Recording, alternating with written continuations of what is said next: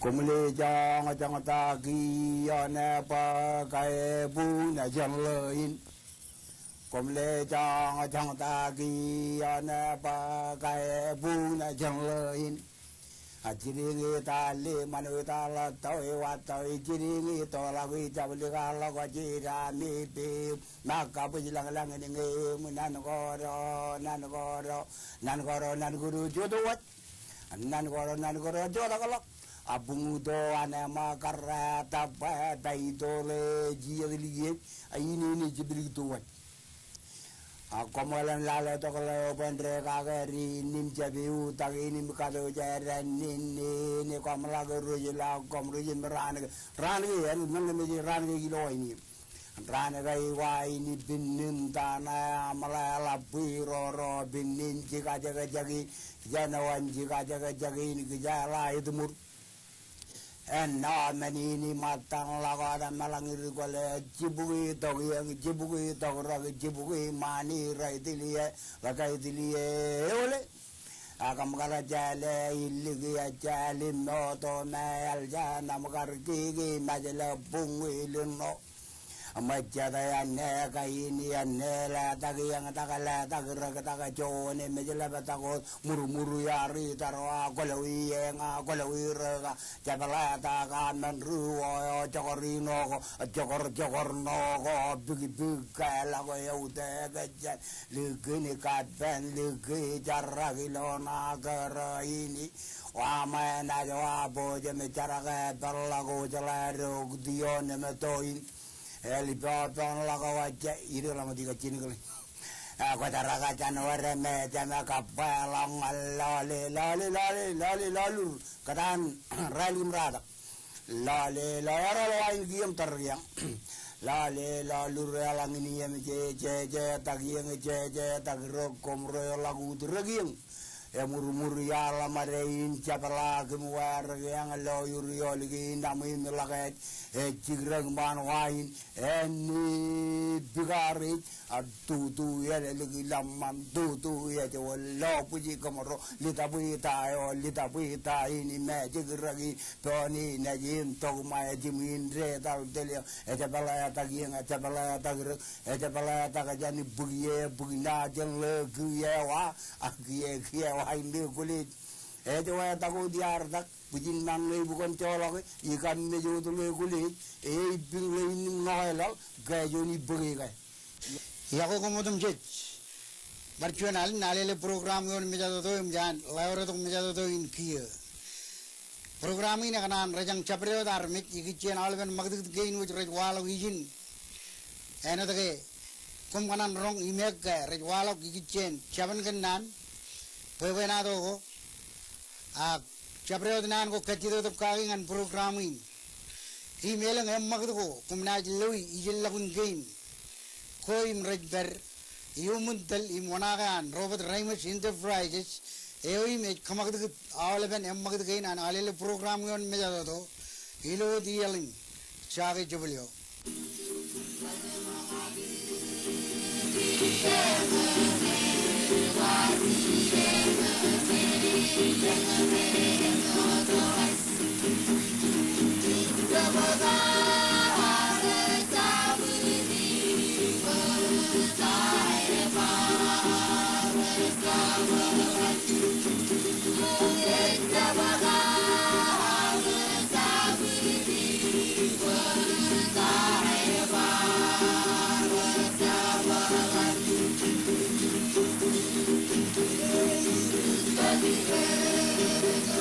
Bye.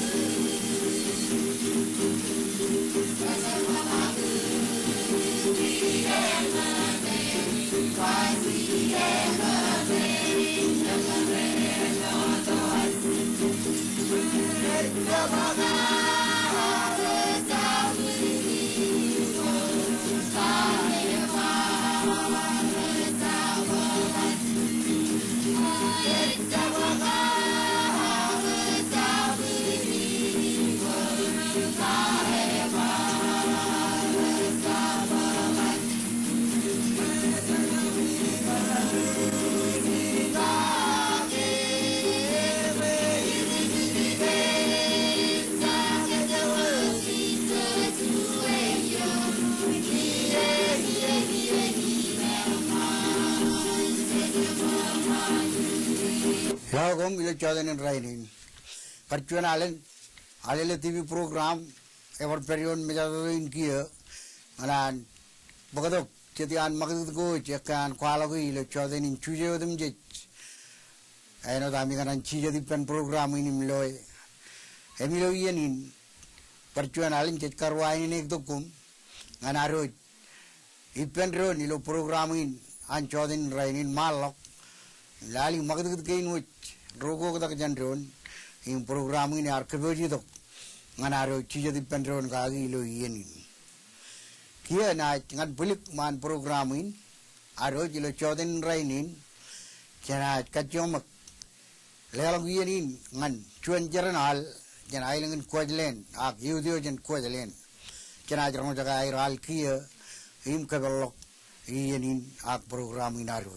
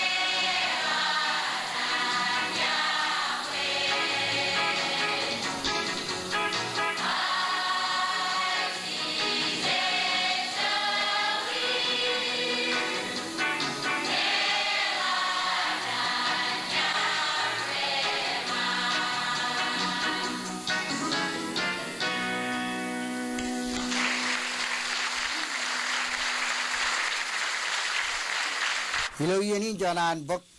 lelawat narin Kamolol ngan yudo janailing Kwajalein ken AL-Rita pulikman program inaro kake ilo chodin rainin kia jan program in chino magat timon malahot ilo yeni chana kacang mak parpakatong ngan kajo chuanian pijago jan collection an chogun Jdebrum nganaro kakimit kajo ken rain nugurum matar royak kay walagulo pijain meka lo iyenadum jechanian nganiyen company lo elang yogo remodelo kia lo pijain komit remanajum lo chodinin rainin pijain rokara Miriam Capelle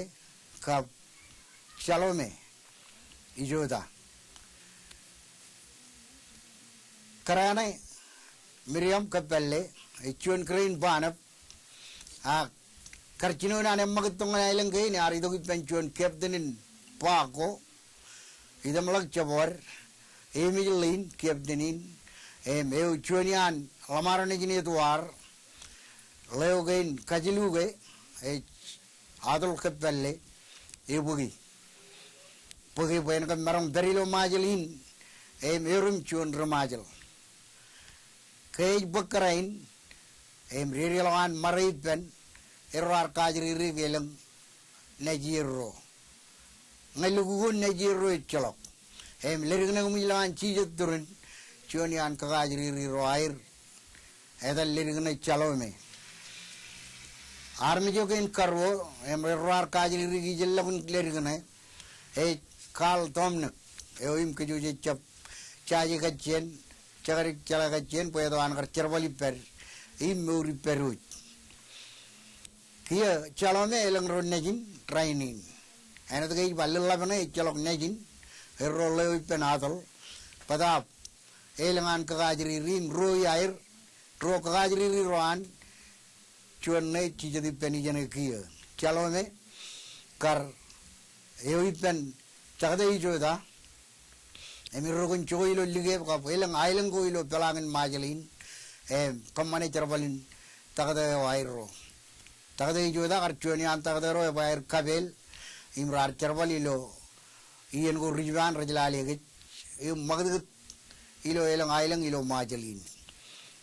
jair per arno jair per mile jair per chalu jair per elang ailang helig dada rar Kojjemlok mure air yon ailang lige irro karane elang nejiro jadi air remik jadi air rejberdi perangan rainin tagada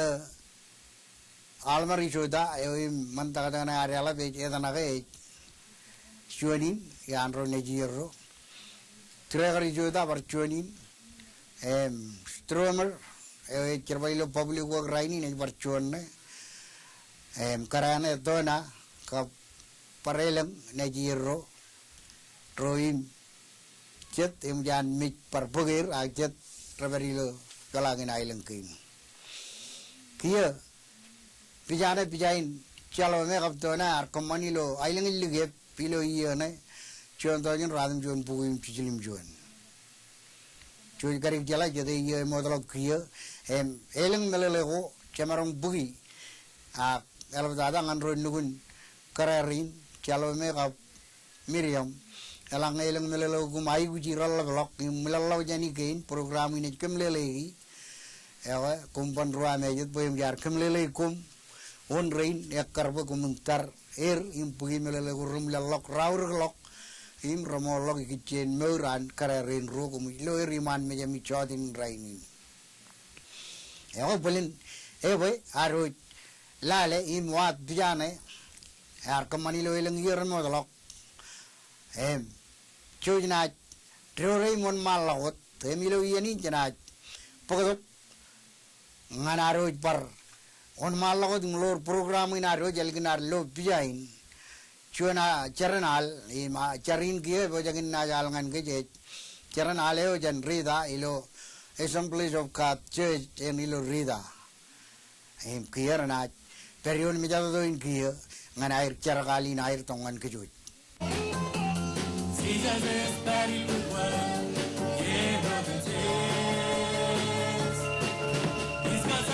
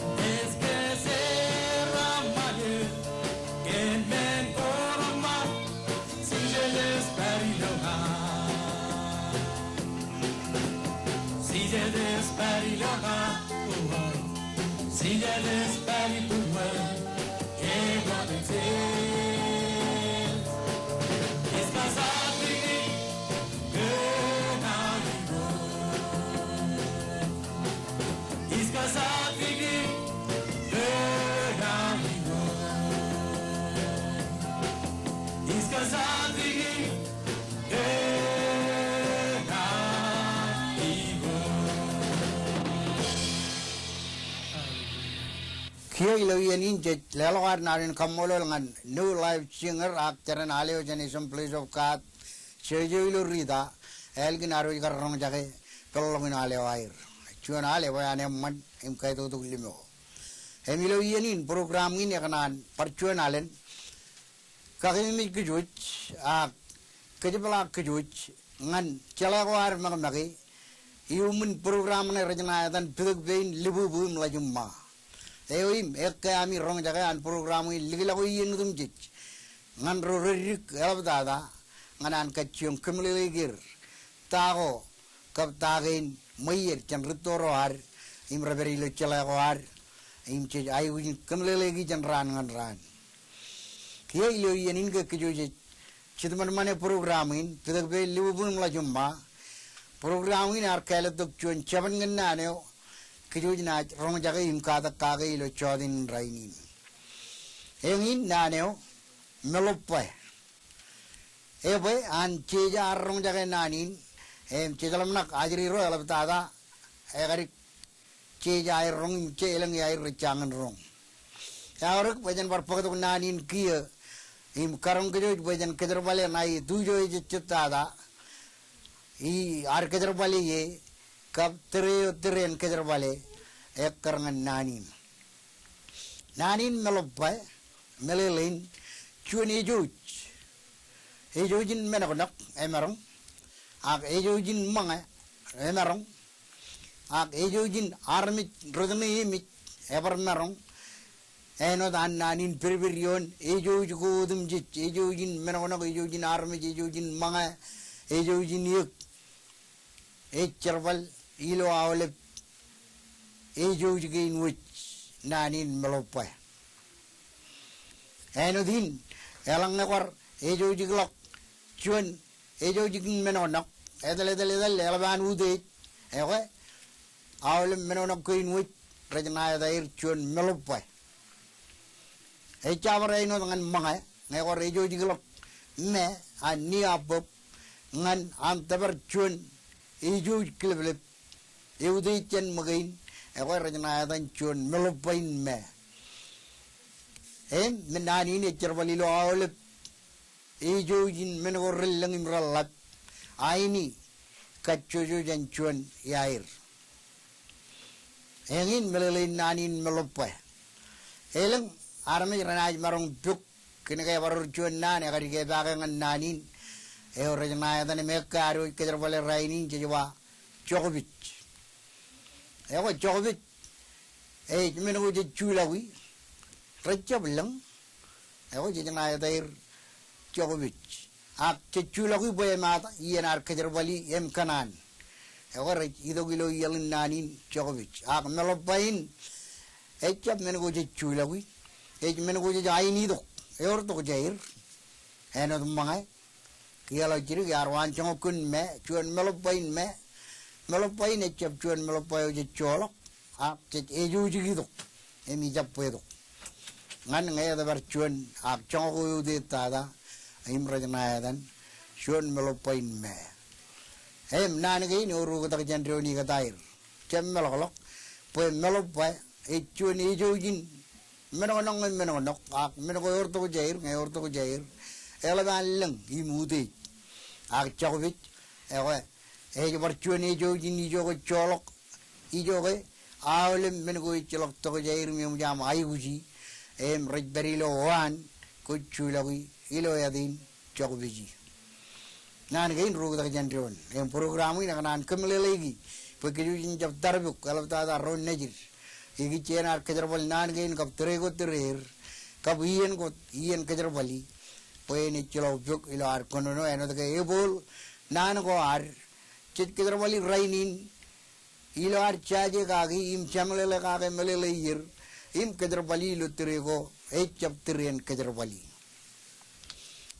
aurgeoin ngan pedagbein pubum cuma im program ini curare kacim David moleo kap cumoyo ilo melelein kap rebel dangin nan ko arlabot pojen jap chebewayoir abchen kejerbali ilo cecet im cume eno dan karutoro kini im lidongan git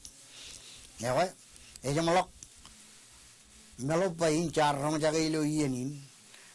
chana jam magut sanijin kiyo nganar bodo percuan cerenal ewena jalangan kec ilo yenin in charin rebo jalangan kec yudeo jan Reform Congregational Church chebo jagan rong jaga ain gen kiyo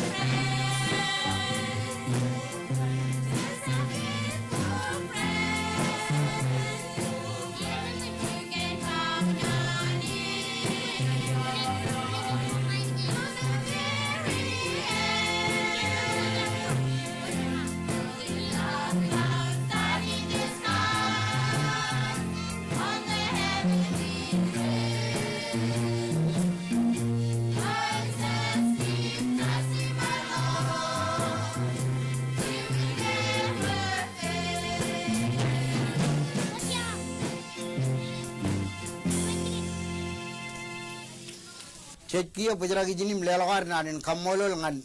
Yudio and Reform Congregational Church, Adriro Nejiro in Rarangan Kit, Emilo Yanin, Janayam Makijanir, Emido, and Aronja Chun, Kadak, Eoim Arkham Money Pen, Chaneriva, FNF, can mean Comunchojim Lalema, him can do Edalam Lamana Kitchen Kadak. Jabon, Kimberly College and Mavia, Konaan Kovadu Ninin, in Kaudi and Ajuru are Child of the Year. And then Tela, Ajuru Nijit, the Yeroim Rajaur Tara, Illusion family, Prinot, the Yeroim report of Ibujan family, Lalinar. You don't know him? Ajuru Nijit, the Yeroim Rajaur Tara, Pervin John Nor. You go our channel Lada, in Roim Jayalada. Idalamna Kagir, in Kagir, I pull. I come and by our choir, more choir, and Podok Chon Tojanala and Lalinar. Kenmenin, Chenmaglale, Chenchino and Mori. Chenchino no Modajan Chuan Ajiri Lada. Elang Armijero, Emelang Katan and 1 year, a Krachapchala, Tayo Walla, Ngani Riloyeni Reporo. Quay, Kojricino. Ajurio nijim ilo yeneo koi pororu kage. Ama ejmo ilo terrain em koi pororu en I command pe ajurio nijim en ichino ilo ane ejmo. Ken menin chen mograng jaga chirik en nan ken kitchen allen ke chilu imantada ipen chuan rupororu. Allen ko chilu imantada ipen chuan rupororu. Chicken nungyo, a chino and common chervalgoan. Lepchirico, Rechino ejak, Chuan chickadeo, and Angin lagot, chickadeg menin mode, hag army. Ilo terrain, Cameligio, in Menonoyo, Paranot Magico. In Matanago jet, Ilo and Punin, Rechino, I rejak. Ilo terrain what? Menono and Nungyo. Ejino ane menono, ilo wigo kain kemen. Parainot, matanago.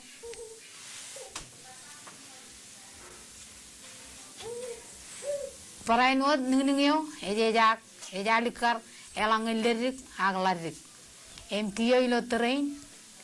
Chabarewot wawingo, recap tuljek, chenchine juan nungning, ilo iene, image pororo, and I chilled nunging, image ejak.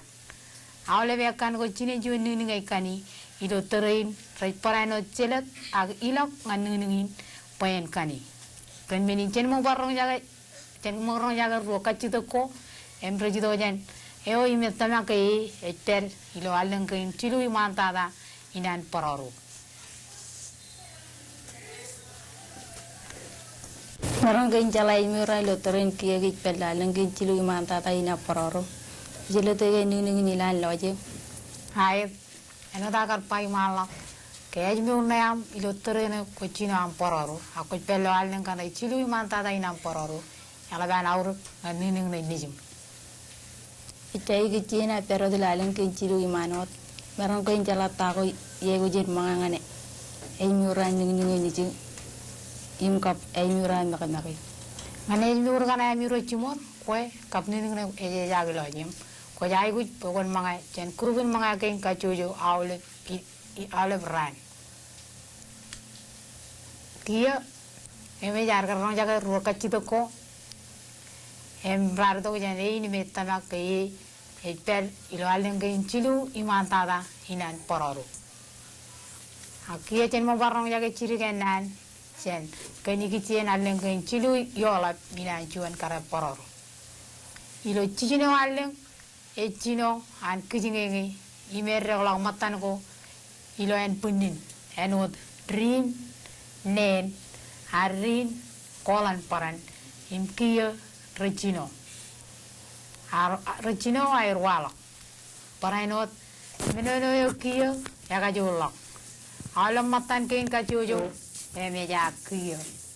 ijo dage rechangan marang chino ay charbal ilo terrain Ningyo ay marangin magudgut, pwede rutolak,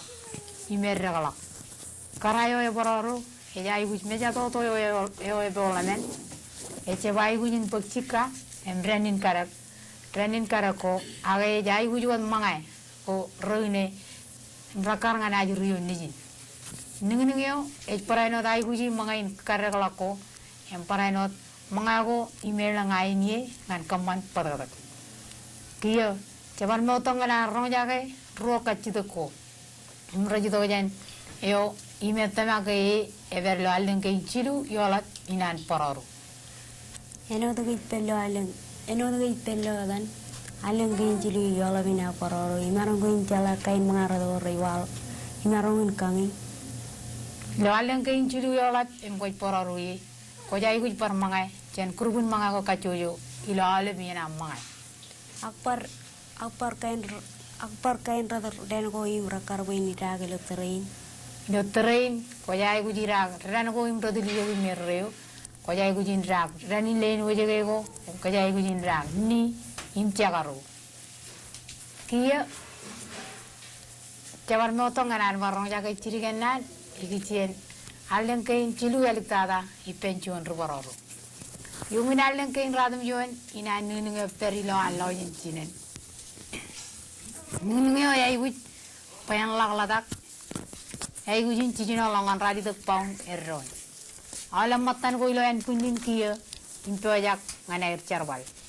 nego ne impego pen kia e bujarak airerrep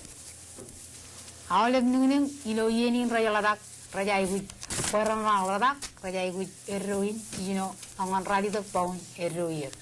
em kwe chinen nunungen ko jai wujin labalak rong lalem paun ilo teregain ko edak ilo teregain awlem inam pororu cencuang longan radum yo nalde ko jai wuj pokon labalak rong lalem mot paun kia jaban motongan arong jaga ro kachido ko rejido jane imej pelo allen gain chilu alitada inan pororu ejai wujin seta totalin paunu ejai wujin kaini lo tren eno dagar kwala lawi man ko kwe chinen nungeo ko jai wujot pokon labalak rong lalem paun cencino nam pororu ngancamlaw awale ben paun ko ne kaini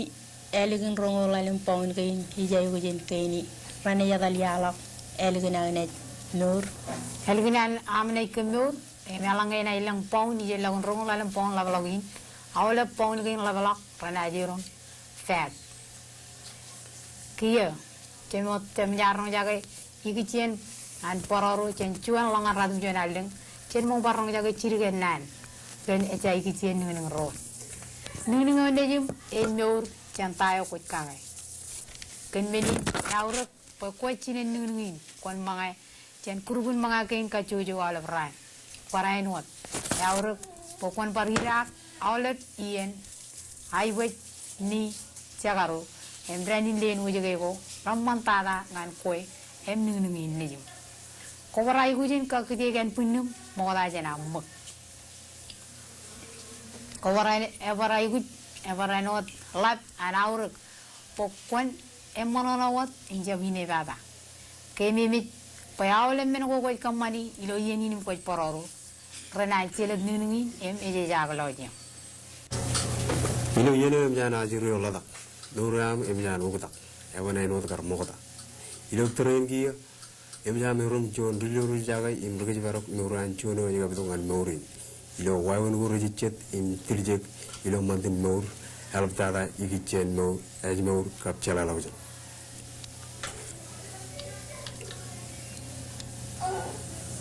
helginan chuan ajiri ladak yor cheda na igu ajirin ejai guj meja to dolamen ejai guj ran reno reo intelligent ejai gujin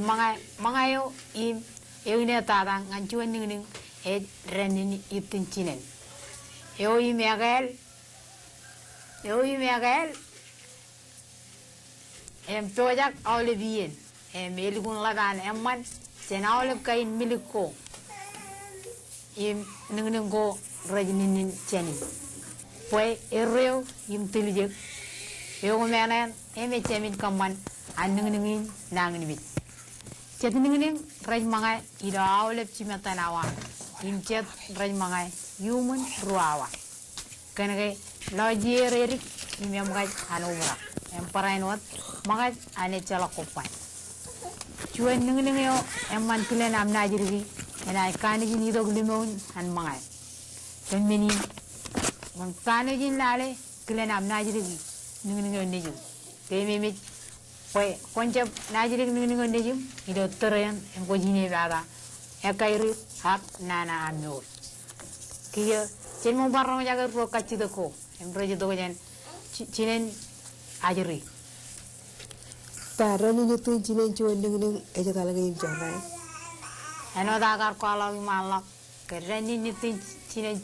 rani nitin chuan kara e chap chorren ag e bolamen Aga kaman ga boning ning nang ni. yar bar ko alaw man ke rani nitin chinen chuan kara e chemin chorren ag e chemin kaman anni ngo nejum nang ni Ako marang ko in kwalangan ko mo chinen chuan ning eu tonan chuan ning ni penchinen. Tawanan chuan ni penchinen jai gu ni lak ngan ngai chuan ani ya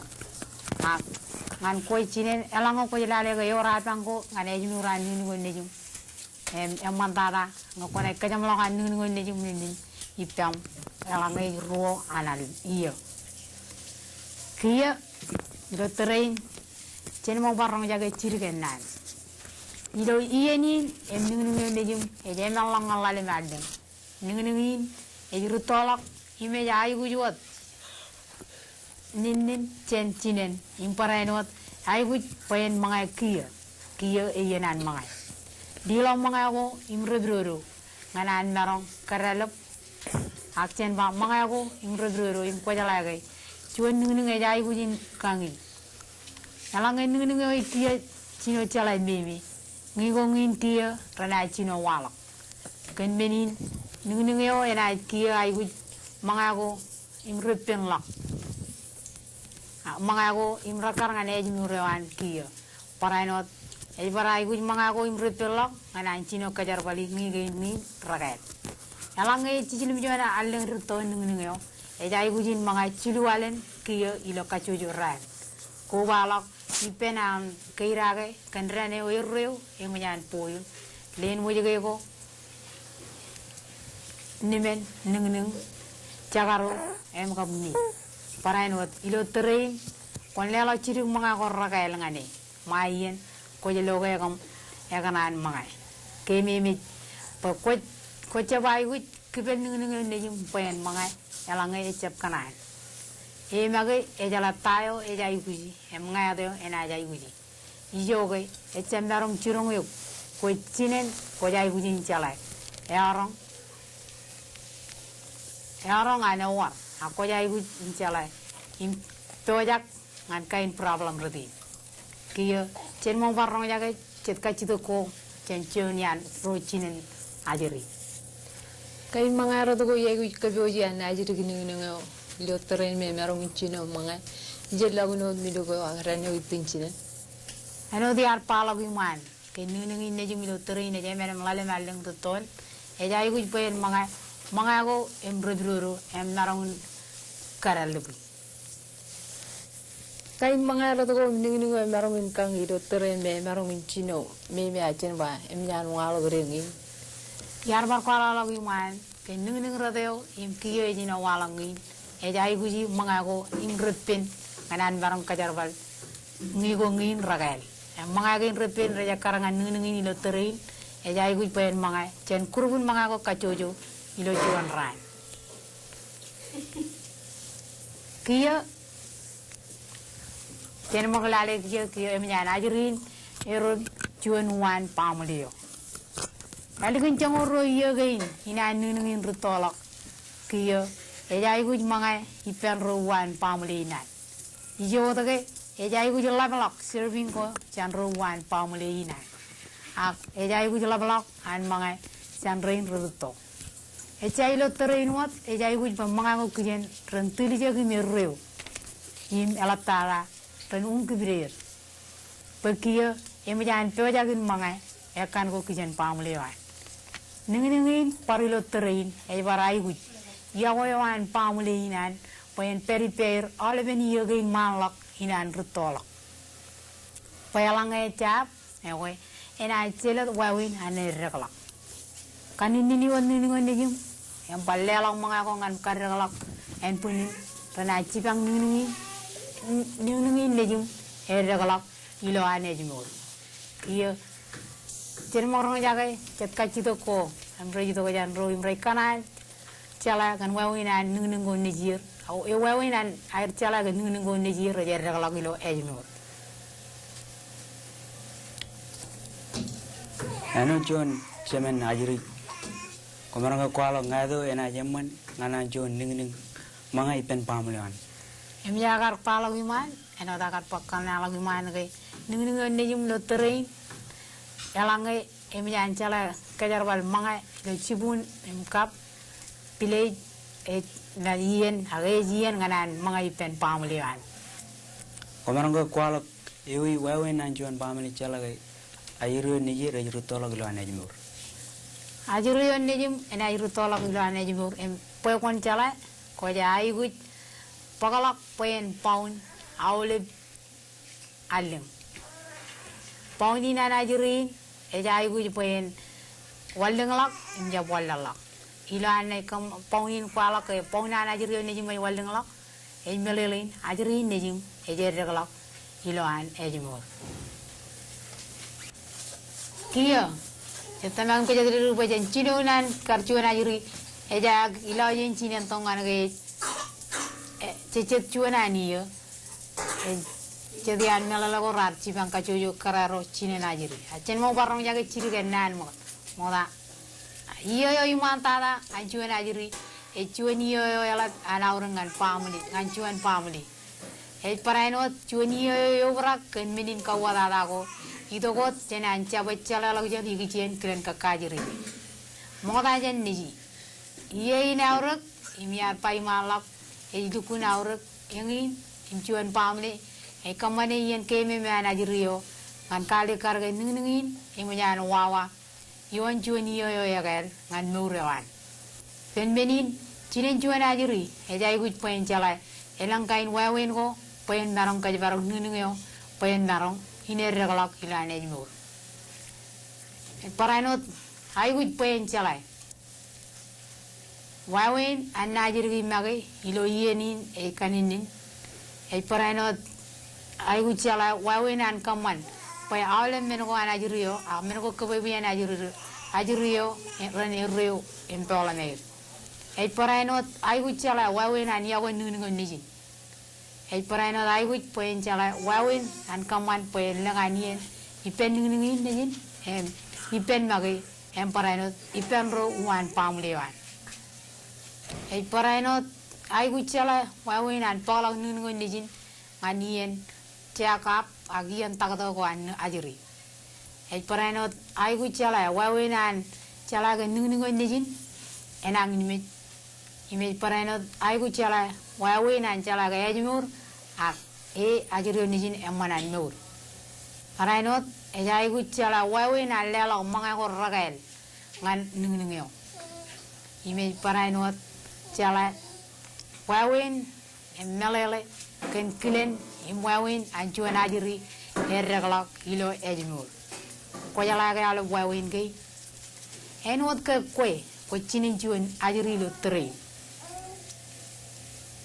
ko jala ga wawin ge nawle em jar kala jara giman elang ay ko kajar bale ge elang ko changin ko katata kirong yo kay mo na ajuri na nejum eberi ilubren ping elang ko ban kajar bale chala na yam ana ajuri na nejum e chalongen ena yujum kajar bale ngan angan ko elang ay chep ko magi kan menin ciro kan yawen ni nejum kada ajuri na nejum ilo am kamane ale wawin ko jala yiki tiene jmur tibange magi tibang majali ilo am tibang kaman pa yajmuro ibalagan republic inar en cecet em tolane kumem mol